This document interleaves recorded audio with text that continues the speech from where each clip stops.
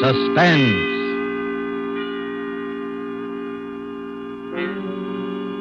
This is the Man in Black, here again to introduce Columbia's program, Suspense. Our starring Hollywood cast of characters reads as follows for tonight. As Aunt Julie, one of those stark, severe, and terrifying women who is encountered ever so often along the grimmer outposts of the American countryside, Miss Agnes Moorehead. As Carol Linden, the girl who returned to a scene of childhood happiness and found terror living in the house, Miss Ellen Drew. As Paul, Carol's husband, who had his own ideas as to the explanation of these strange events, Mr. Ted Reed. A first radio play by Larry Roman called Uncle Henry's Rosebush is tonight's tale of suspense. If you have been with us before, you will know that suspense is compounded of mystery and suspicion and dangerous adventure. In this series are tales calculated to intrigue, to stir your nerves, to offer you a precarious situation and then withhold the solution until the last possible moment. And so it is with Uncle Henry's Rosebush and the performances of Agnes Moorehead as Aunt Julie, Ellen Drew as Carol, and Ted Reed as Paul. We again hope to keep you in suspense.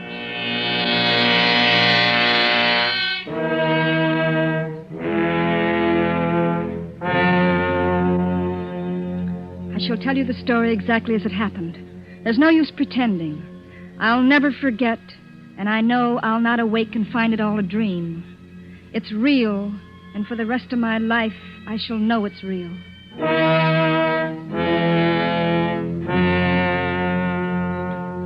Paul was to have his first vacation since we were married. I suggested we visit my Aunt Julie and Uncle Henry, who had a small farm upstate. They had always been very kind to me. When I was a child, I used to spend my summer vacations with them. They loved children. I've often wondered why they never had any of their own. Some time ago, I'd lost track of them. They had never seen Paul, and I was certain they'd like to. Paul said it would be fine. We'll surprise them, I thought. We were the ones who were surprised.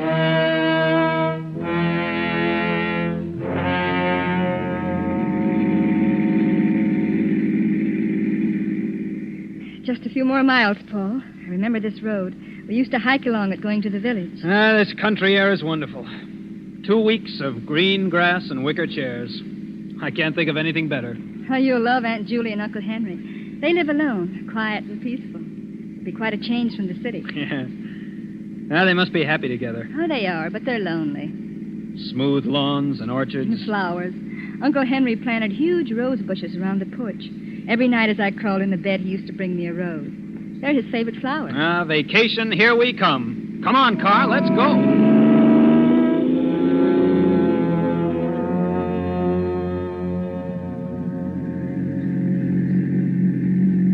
Just around the bend. Here we go.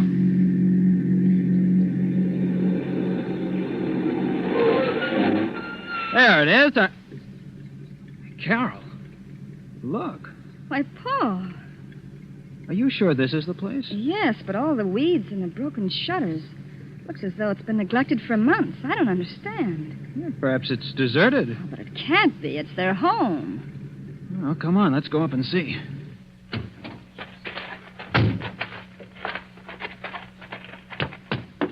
The dirt on this porch must be an inch thick.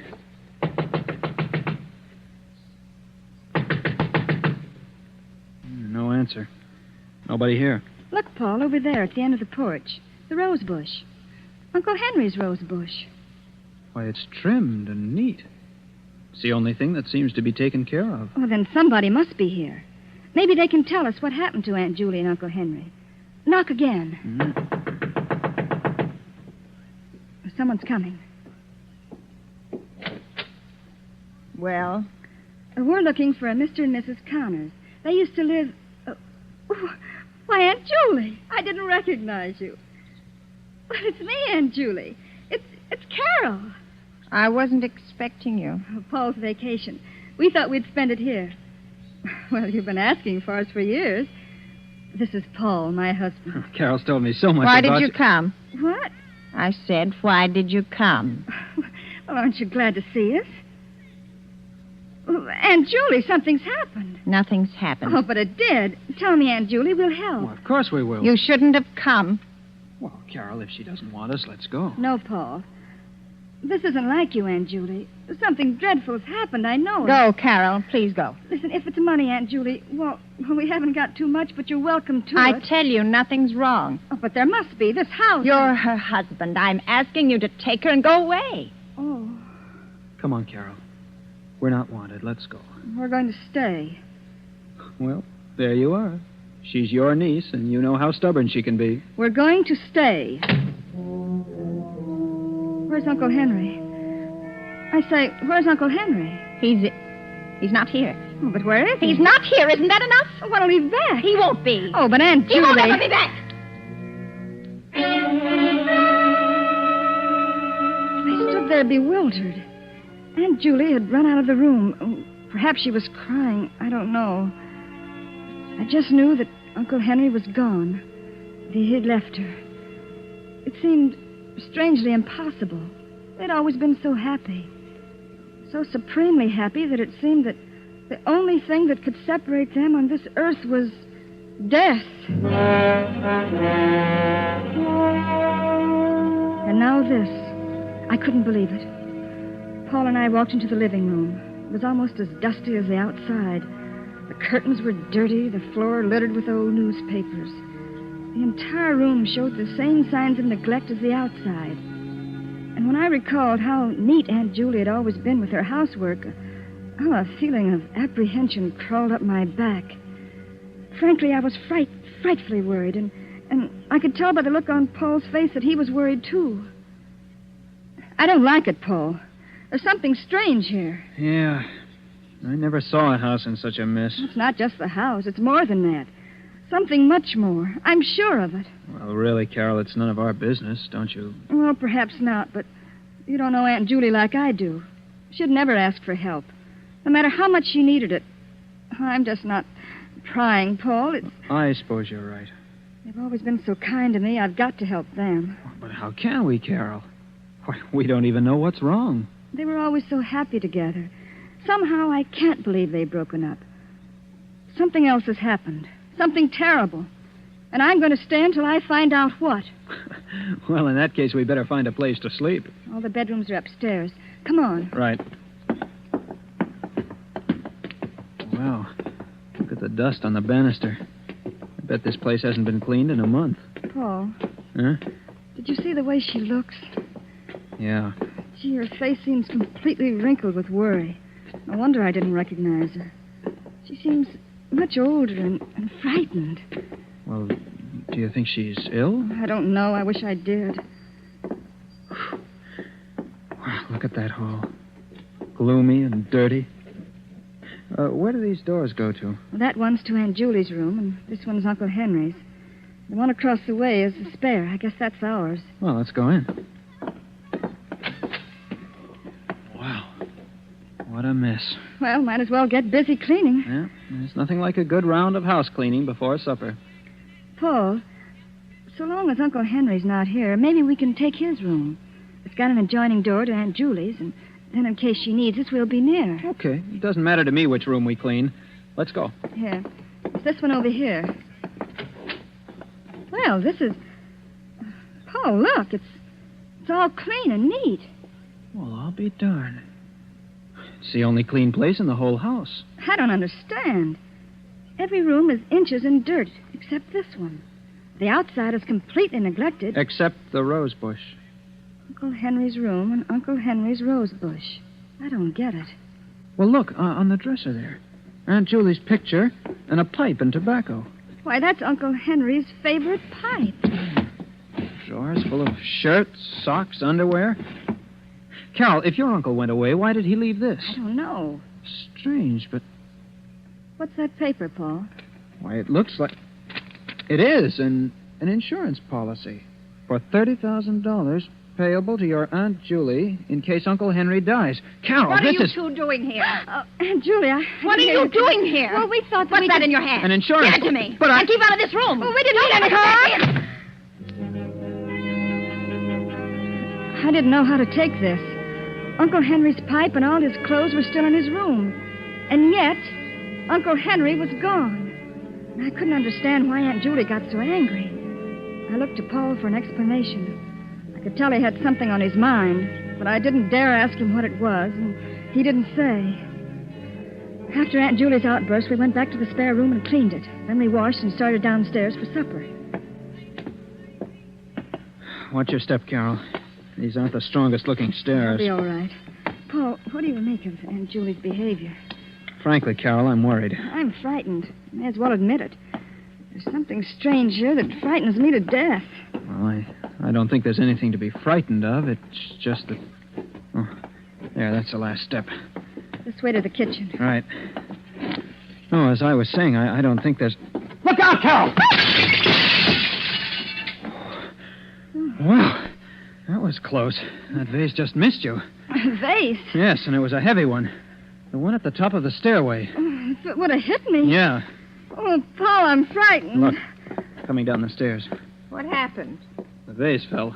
Just missed Carol. Oh, don't worry about it. I didn't like the vase anyway. The vase? What about Carol? She almost got killed. Never mind, Paul. It was an accident. An accident? We were just going in for supper, Aunt Julie. Care to join us? Well, Oh, come on, Aunt Julie. It'll do you good. Oh, all right. Here. You two sit right down. I'll have something prepared in a minute. I'm not very hungry. Oh, nonsense, Aunt Julie. I'll fix something that'll make your mouth water. You know, when Carol and I get through cleaning this place up, it'll look just like new. Yes? Sure. I think when Carol and I have a family, we'll take them to a farm. Really? Yes, yes. You know, this place would be swell for children. Oh, what do you mean, sir? What did I say? What's the matter? What's the matter with Aunt Julie? Where's she going? I don't know. I was just trying to make conversation. Just talked about children on a farm, that's all. Oh, Paul, I'm frightfully worried. Do you think we ought to call a doctor for her? I don't know. We have to do something. She certainly doesn't look too well. But maybe she isn't really sick. What do you mean? Well, maybe if your Uncle Henry did leave her, well, then maybe... You mean she still loves him? It's possible, but... Oh, but you don't really believe it. Oh, Carol, I don't know what to believe. I just know something's wrong. Uh-huh. I'm not hungry, Paul. Me either. Let's go for a walk. Maybe we can figure something out. Country's so peaceful and beautiful in the night. Yes, it is. I wish you could enjoy it. But I can. Oh, don't try to fool me. Your first vacation in years, and you run into this. Well, we have to help her. Of course. But how? Yes, we don't even know what's wrong. She not only won't tell, but we can't get near her long enough to talk to her. Suppose Uncle Henry really did leave her. He may have gone off in a huff. That would account for the clothes being here. Well, perhaps.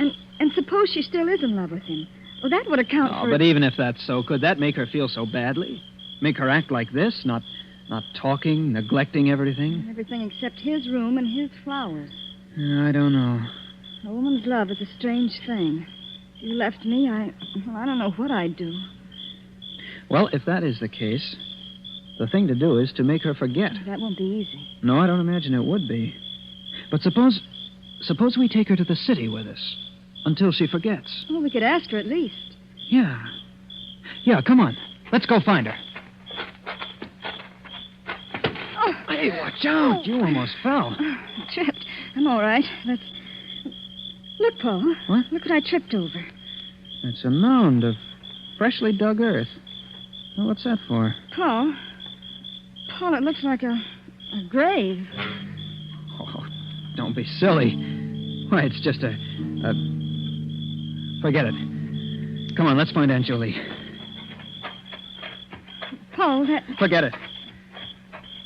Say, what's that building over there? That's the barn. There used to be a swell old cow there with a bell around her neck and chickens and ducks and all sorts of pets. Yeah, this must have been a happy place. It was, but now... Paul, standing by the barn, it's Aunt Julie. Come on, let's ask her now. Aunt Julie! What you doing? Following me? How could you? Well, it was a nuisance. Oh, Aunt Julie. Oh. A cat. with its neck wrung. This was the first indication of Aunt Julie's ruthlessness. It seemed so unlike the Aunt Julie that I knew. She was always kind. But there was no mistaking the anger in her eyes as she stood there in the dim moonlight, the strangled cat in her hands. She killed it, she said, because it was a nuisance. If she could do that, what else was she capable of doing? Paul and I went into the house. We went upstairs and put the finishing touches in our room and went to bed. I couldn't sleep, and as I watched the moon make its slow, solitary way across the heaven, I kept thinking, Paul and I are also a nuisance. Paul and I are also a nuisance. Toward midnight, I became drowsy and was just beginning to fall off to sleep when I heard footsteps in the hall. Paul. What? Paul, wake up. What is that? Shh. I hear footsteps in the hall. Footsteps? I don't hear anything. There. Hear it? Yeah. Must be Aunt Julie. Well, what would she be doing up this time of night? I don't know, but who else could it be? Well, I'll go see. I'm coming with you. Now, quiet. Don't put on the light. I can't see. Oh, yes. Now I can. It is Aunt Julie. She's walking down the hall. I think she's coming this way. Quiet. Shh. I think she's... What's she got in her hand? Looks like a scissors. Scissors? Yes. What would she be doing with... Carol, she's coming this way. Oh. Get back in bed, quick. What? Get in bed. All right, now, quiet.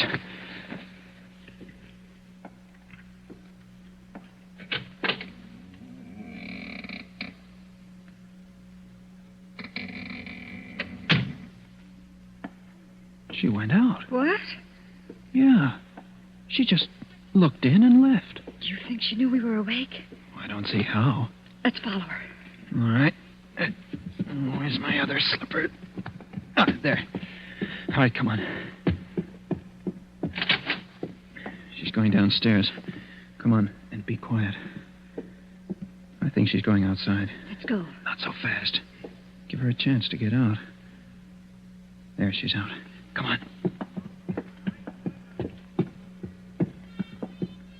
Look, Paul. She's cutting a bunch of roses off the bush. She's taking them around to the back of the house. Come on. Here. Now get down behind this bush. Look! Paul! She's going over to that mound and placing the roses on it. Paul! But, Paul, it looks like a... Quiet, Carol. She's kneeling beside it. Now she's getting up and coming back. Get down.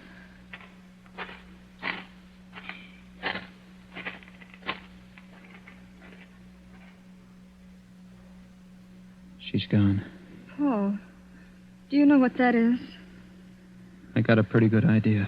Uncle Harry's roses with Uncle Henry's grave. I said it.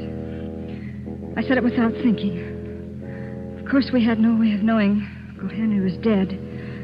We had no way of knowing that was Uncle Henry's grave or that it was a grave at all. But at that moment, stooping behind the bush in the blackness of the country, we felt it, not knowing why. Paul and I went back to our room as quickly and as silently as possible. Needless to say, we didn't sleep anymore. We just kept looking at each other, asking ourselves questions, trying to analyze our feelings. Soon we could see the streaks of dawn coming up over the treetops, and we slept the early morning hours trying to convince each other that our thoughts were ridiculous. Frankly, I don't think we succeeded. Finally, we decided not to mention it, to go on with the cleaning the next day as we'd planned, to make believe nothing had happened until we had proof. That day we spent cleaning, and all day Aunt Julie was nowhere to be seen. Yet I had a strange feeling that someone was watching our every move. Toward evening, Paul and I sat down for a bite to eat. More coffee? Oh, thanks. I wonder where Aunt Julie is. I don't know, Carol. That's a strange aunt you've got. Yes. Oh, look.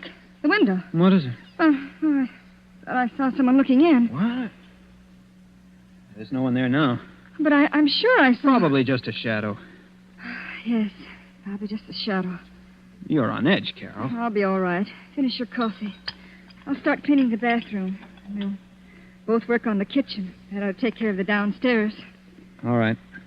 Paul, you look worried. You know, this whole crazy business. Let's not talk about But putting roses on a... I'm sorry, Carol.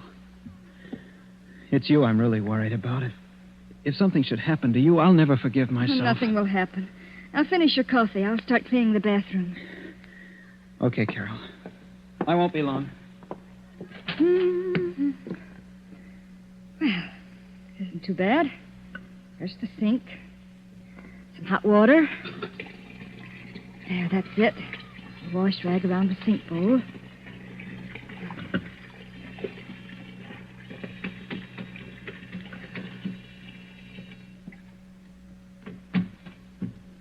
Oh, dear. Just the wind. Guess I'm getting jumpy. This place won't be half bad when it's clean. The medicine chest. Clean the mirror. And the shelves. Oh. What? Oh, Paul? Paul? What is it, Carol? Come here. What is it, Carol? What's the matter? Look. Here in the medicine chest. Where? It's a hypodermic needle. What would a hypodermic needle be doing here? Well, it's not likely to be here for nothing. Look, alongside of it. A bottle of... What's it say? I can't read it. It's awful-looking stuff. Open the bottle. All right. That cork's in tight. There. Oh, nauseating. Stuff like that would kill a person. Paul, it's not a joke. I'm sorry, Carol. Do you really think Aunt Julie... I don't know. Oh, it can't be, Paul. It can't be. Maybe not, but we better find out. And quickly, Carol. There's one more thing to do. I'm going to see if that's really Uncle Henry's grave. I'm going to dig it up. Oh, Paul, you can't. Don't you see? I have to. If it is, we're in danger. Of course. I'm still not sure that falling vase was an accident. We have to find out about this business once and for all. Well, I'm coming with you. We walked out toward the back of the house. And through my mind flashed the succession of events. The neglected house, Aunt Julie's insistence that we leave, the roses, the grave, the insurance policy, and now the hypodermic needle and that infernal oil. All the evidence pointed to but one conclusion. I couldn't believe it, and yet there it was, motive and method.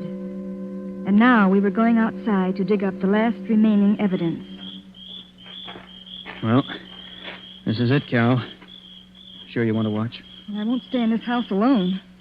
And look at the beautiful roses around it. Hurry up, Paul. Let's get it over with. Okay. Here goes. I never thought I'd turn into a grave digger. This dirt isn't packed tight. Easy to dig. It's getting dark. Yeah. Oh, I think I'll run in and get a lantern. I'll be right back, Carol. All right. Every one of those lengthening shadows looked like a ghost. It gets dark quickly in the country. I was afraid, but I knew Paul would be back in a minute. I picked up the shovel and began to dig. Oh, there. That's better. I'm not so nervous. I'm working. Is that you behind me, Paul? Bring the lantern closer. Gee, it's so dark. Paul, I... Uncle Henry! What are you doing? What are you doing? What are you doing to my grave? Put it back. Put it back. Oh, my flowers, my beautiful flowers, my lovely roses. You've hurt them. You've hurt my roses, and I won't let you. I won't. Keep away. Keep away, Uncle I won't Henry. let you hurt my roses. My sweet, delicate roses. Take your hands away. Take them. You broke them. You killed them. Stop it. Stop it, I'm Henry. going to kill her Stop just it. as she did my roses. Stop it. Take your hands away. Kill her. Henry. Kill her. Henry. Oh, forgive me, Henry. I didn't mean. I Are you all right, Carol? Yes. Oh, Yes, I think so. What happened? What? Uncle Henry? Aunt Julie saved my life, Paul. But we thought she... Oh, can you ever forgive us, Aunt Julie? you didn't know. Then You he didn't wasn't know? dead at all? No. No, he wasn't. Oh, I don't understand. He was living in his room all the time, Carol. I was taking care of him. When you two insisted on staying here, I kept him out of sight. Oh, I didn't want to kill him, and I had to. He would have killed Carol. Aunt Julie. Oh, if you only had left when I asked you to. But perhaps it's better this way. He never got that violent before. I could always take care of him. The hypodermic needle and the sedative calmed him when he got a little wild, but then when I saw him strangle the cat, I knew he was getting completely out of hand. Yes, it's better this way. He's better off dead. Poor Uncle Henry. The grave and the roses were a whim of his. A whim. And look, he fell right in his own grave.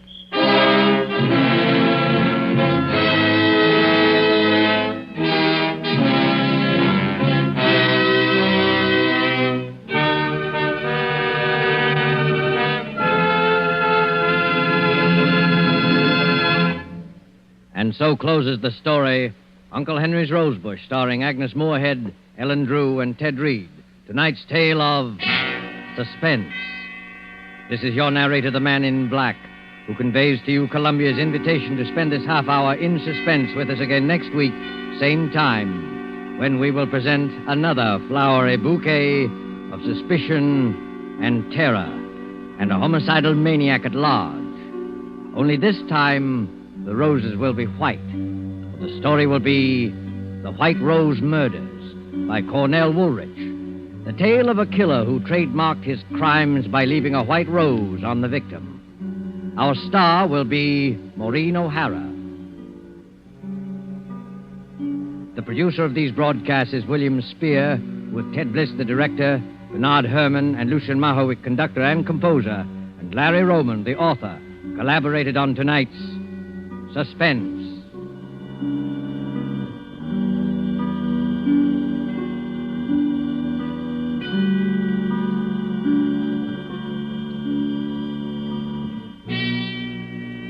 This is CBS, the Columbia Broadcasting System.